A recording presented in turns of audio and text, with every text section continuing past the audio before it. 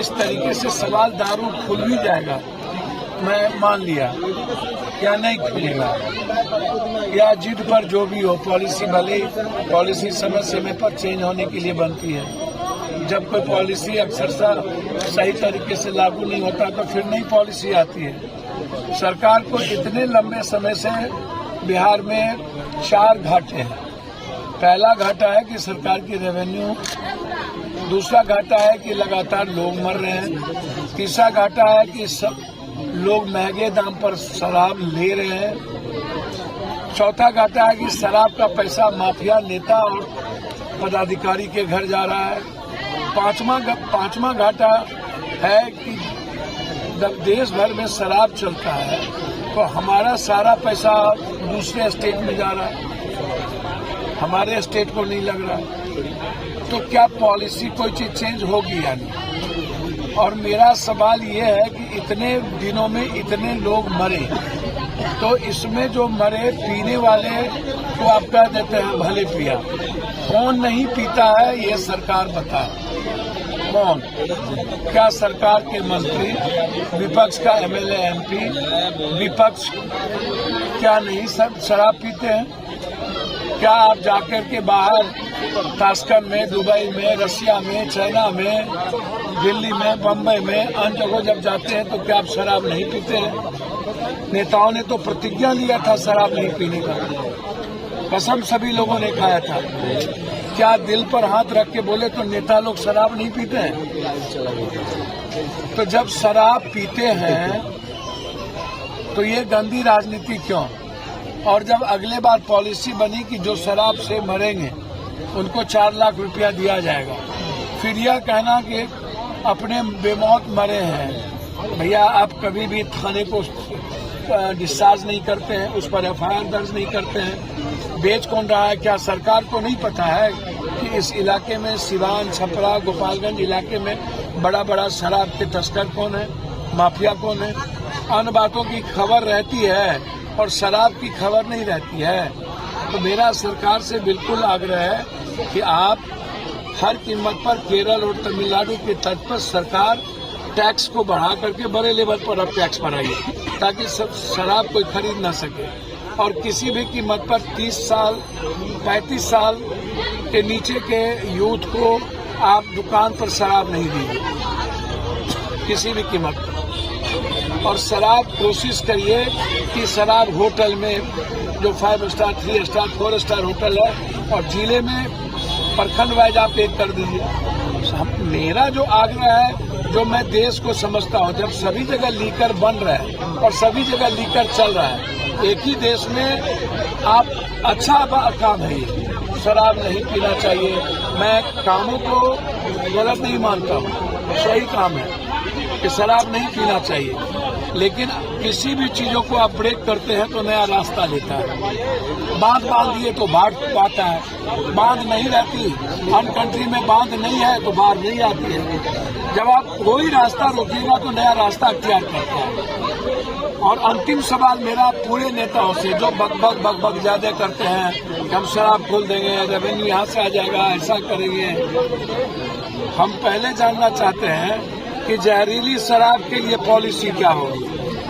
हमें पूरे बिहार का नेता बताए कि जहरीली शराब क्या शराब खुलने के बाद नहीं बिकेगा? क्या इसके पहले नहीं बिकता था? क्या जब शराब की रेवेन्यू इतनी हो गई थी तब क्या जहरीली शराब पी करके लोग नहीं मरते थे? तो ये शराब का सवाल नहीं है, ये सवाल है जहरीली शराब का। ये मुसहर कौन है, इसको क्या पता, इनकी लाइफ क्या है? इसीलिए हमने इनको 10-10 हजार रुपया मदद की, ताकि ये गरीब आदमी को काम धंधा नहीं मिलता है, ये अपना दुकान कर ले, सब्जी का, अंडा का, काफी बड़ा दुकान 10 हजार रुपये हो जाएगा। और मेरी हैसियत इतनी बड़ी है नहीं कि मैं 1 लाख 2 लाख दूं, लेकिन इतने गरीब की मदद ना होना मुझे लगता है कि ये गलत जाएगा। और मैं चाहूंगा कि इस इलाके के जो जहाँ ये घटना घटी है वहाँ के थानेदार सस्पेंड हो, 302 का मुकदमा लगे हर कीमत पर, ये हत्या का मुकदमा, एक्साइज पर हत्या का मुकदमा लगे। एक्साइज को पैसा जाता है, इसको सस्पेंड करके नहीं छोड़ा जा सकता। और इसको डिस्चार्ज करना चाहिए। इसकी नौकरी खत्म होनी चाहिए हर कीमत पर। और जो लोग शराब बेचवा रहे हैं उसको आजीवन कानून बने कि आजीवन कारावास का गुनाहगार हो, अन्य स्टेट की तरह। तमिलनाडु जो लोग शराब में पकड़ाते हैं बनाते हुए उसको आजीवन कारावास है, टिल, उसको टिल सजा होनी चाहिए। ये मेरा डिमांड है। परिजनों से बात हुई, परिजनों ने क्या? परिजन का कहना है यहाँ तो शराब हर जगह बिकता है। हमने कहा कैसे लिए, कहा लिए, बोला तो सभ्य जगह बिकल है, हम क्या करी, तो मैं क्या कही। तो बाहर से शराब आता है और उसके बाद यहाँ पर लोग बेचते हैं। यही तो स्थिति है। तो इसमें जो लोग फालतू बात करते हैं, नेता लोग, दल के लोग, एक दूसरे पर आरोप प्रत्यारोप, ये जो त्रिशूल लेकर के निकलो यहाँ है ना, ये जो गाली गलौज कर रहे हैं, मुसलमान ऐसा मांस फेंक देता है, वहाँ पाकिस्तान में हिंदू की लड़की को उठा लेता है, ऐसे लोगों को नीतीश बाबू बैंड करिए ना।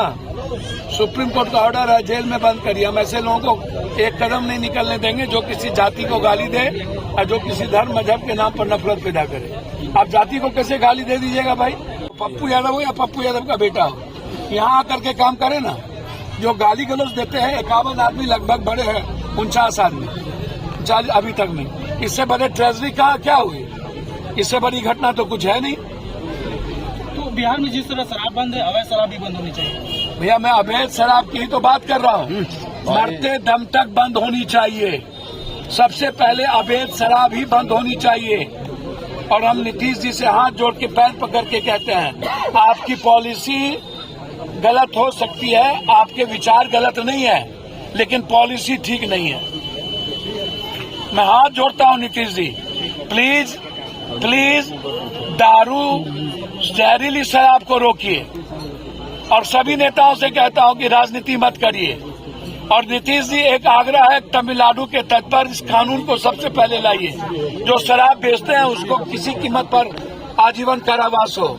और साथ साथ सरकार खुद शराब को शुरू करे, किसी के हाथ में ना दे। और वो भी 5 स्टार, 3 स्टार, 4 स्टार, 2 स्टार पर, और ब्लॉक और जिला में एक हो। ये आग्रह है। ठीक है सर।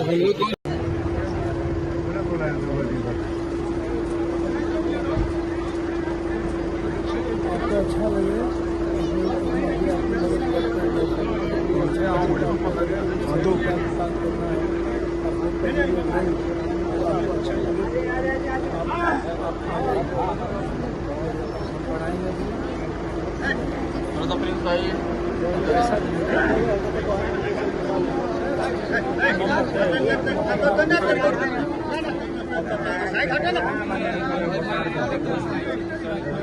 चाचा हटाए तो के लिए आया 3 दिन पहले आया।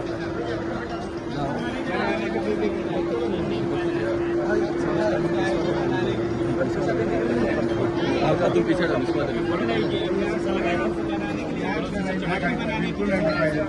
जी जी यही है, एक बच्चा है, यही नहीं है। आगे रोके ना, कैमरा